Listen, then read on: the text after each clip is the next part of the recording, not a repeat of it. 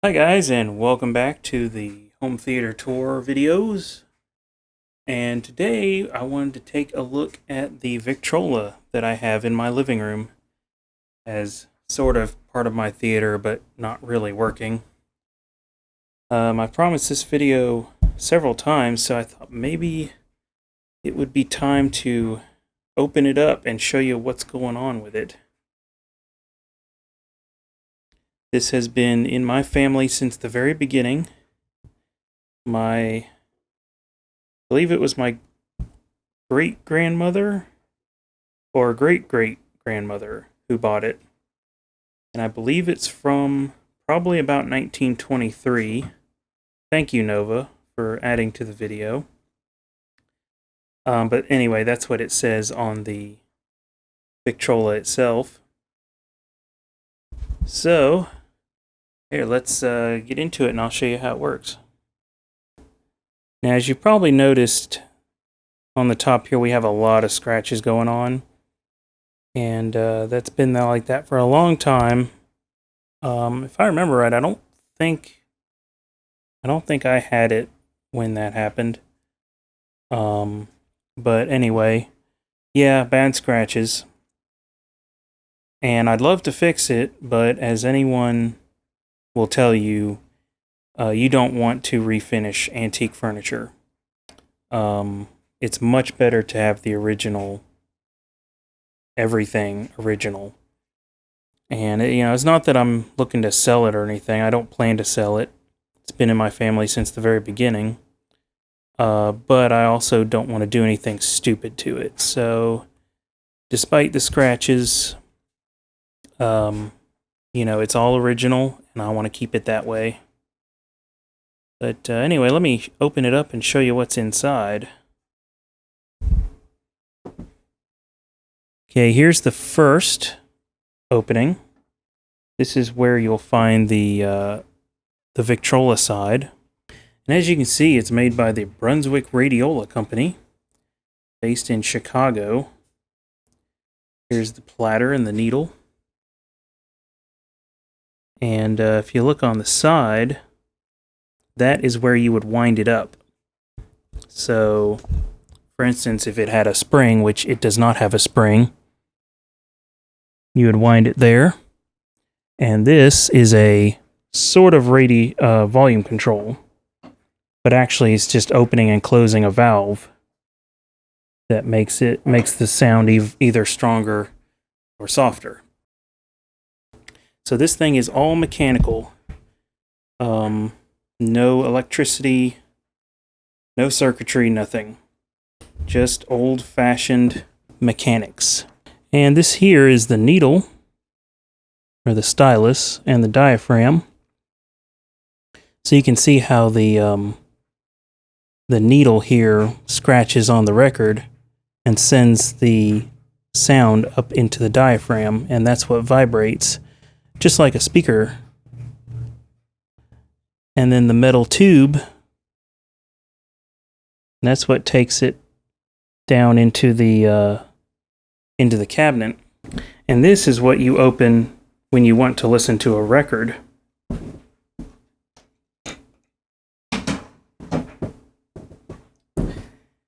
And normally there would be a quite nice fabric over the grill, but that's been tore off or broken a long time ago.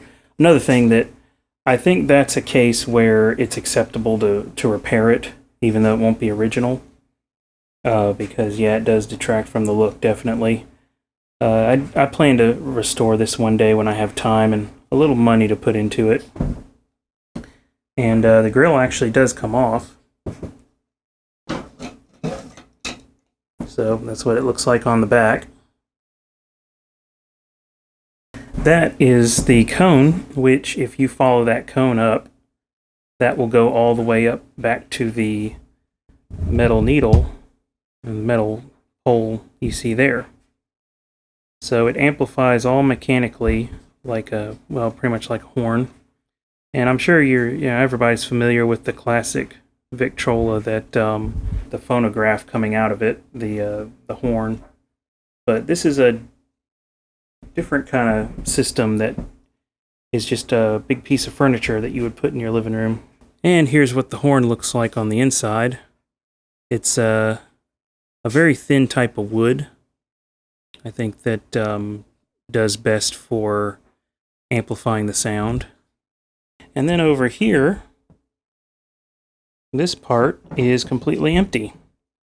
But if you bought a more expensive version, this plate would have a radio in it. Thus why it's called a radiola. Alright, there's the label that's in front of the radiola. And there's the metal plate that shows the model and that it's made by the Brunswick company.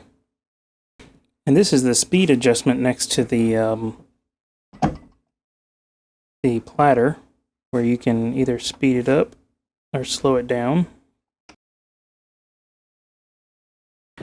And here's the label that's above the record player, the Victrola. Brown Music Company, 3018 East 91st Street, Chicago. And as you can see inside the horn here, we have the patent sticker, which shows 1923 as the latest year that I can find on this Victrola. You know, it could be from the 20s, or it even could be from much later, like the 30s. But that's the numbers that are here to go by. Alright, now that I've shown you kind of what it looks like, now I'm going to show you how to listen to a 78 record on this Victrola. And just remember, there's no spring, so you have to spin it with your finger, and it's going to sound like nightmare fuel. But at least you can get an idea of what it will be like when it does work.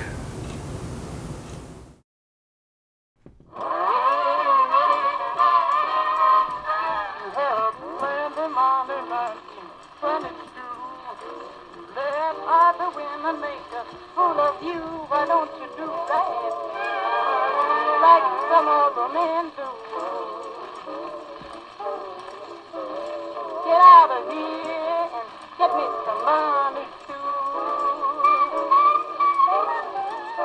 Sit down, wondering what it's all about. You ain't got no money, they will put you out. Why don't you do right like some other men do? Get out of here and get me some money too. Had prepared 20 years ago, you wouldn't be wandering now from door to door. Why don't you do right like some other men do? Alright, so as you can see, that is how you work a phonograph without a spring. And now my finger hurts. But in case you're in the comments going to ask, what's the name of that song? That is... you can read that. Why Don't You Do Right?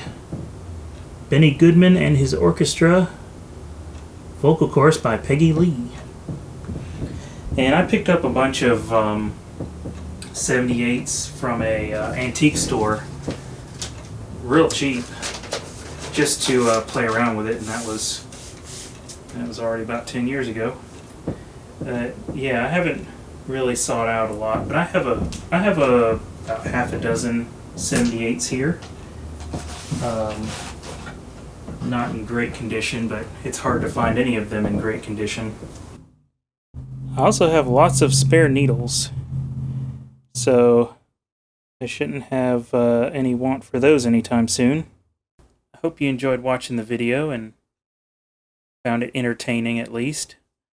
I hope that one day soon I'll be able to show you a video of how good it is after it's been restored, and you can actually flip the switch and watch it spin by itself without me having to do a DJ on it.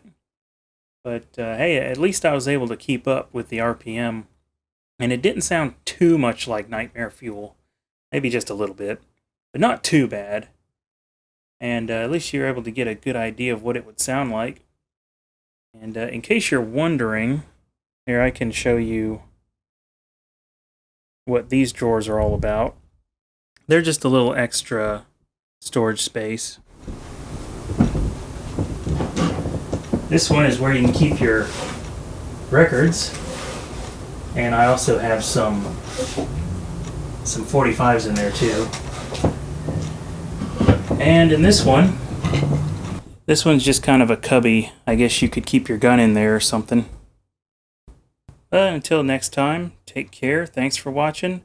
And make sure to subscribe if you like my videos. And you can always see what else I'm doing on filmnerdcorey.com.